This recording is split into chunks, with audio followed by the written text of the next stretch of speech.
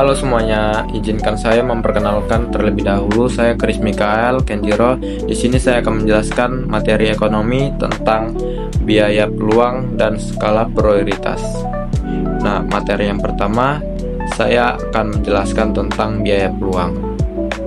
Nah, biaya peluang adalah biaya yang muncul ketika kita memilih satu pilihan dan mengorbankan pilihan lain.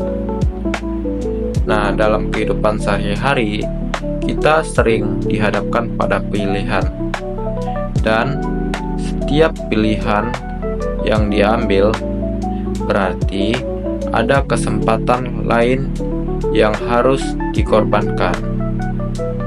Nah, di sini saya ada satu contoh tentang biaya peluang, yaitu kamu punya uang 50.000 dan bingung antara membeli buku atau menonton film di bioskop. Jika kamu memilih membeli buku, maka biaya peluangnya adalah kesempatan yang hilang untuk menonton film. Nah, sebaliknya juga, jika kamu memilih menonton film, maka biaya peluangnya adalah kehilangan kesempatan untuk memiliki buku tersebut. Nah, kesimpulan yang kita dapat ambil dari contoh tersebut yaitu biaya peluang membantu kita menyadari bahwa setiap keputusan memiliki konsekuensi, sehingga kita bisa berpikir lebih matang sebelum memilih sesuatu. Nah, materi yang kedua yang akan saya jelaskan adalah tentang skala prioritas. Nah, skala prioritas adalah daftar kebutuhan atau keinginan yang disusun berdasarkan tingkat kepentingan. Karena sumber daya seperti uang, waktu, dan tenaga yang terbatas. Karena itu kita harus menentukan mana yang lebih penting untuk dipenuhi terlebih dahulu. Nah, saya ada beberapa cara untuk menentukan skala prioritas yang harus kita tahu. Yang pertama yaitu kebutuhan versus keinginan. Artinya di sini yaitu dahulukan kebutuhan dibandingkan dengan keinginan. Nah, yang kedua adalah penting dan mendesak. Artinya di sini yaitu pilih hal yang harus segera dipenuhi.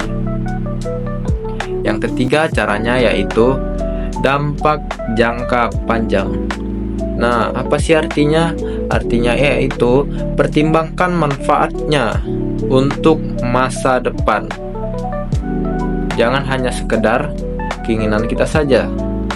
Nah, di sini saya ada contohnya yaitu seorang siswa.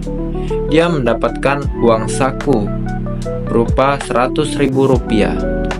Jika ia menyusun skala prioritas, mungkin skala prioritasnya yaitu yang pertama, membeli alat tulis untuk sekolah.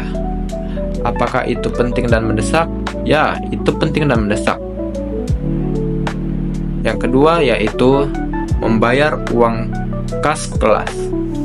Nah, apakah itu penting? Ya, itu penting, tetapi itu tidak mendesak. Yang ketiga yaitu menabung untuk keperluan mendadak. Apakah itu penting?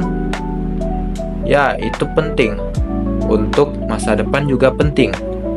Nah, yang keempat yaitu membeli jajanan atau mainan. Itu adalah keinginan, bukan kebutuhan. Maka yang dapat kita ambil dari kesimpulan skala prioritas yaitu skala prioritas ini membantu kita menggunakan sumber daya dengan lebih bijak agar kebutuhan utama terpenuhi sebelum keinginan. Sekian dari penjelasan saya ucapkan terima kasih. Jika ada salah kata, mohon dimaafkan.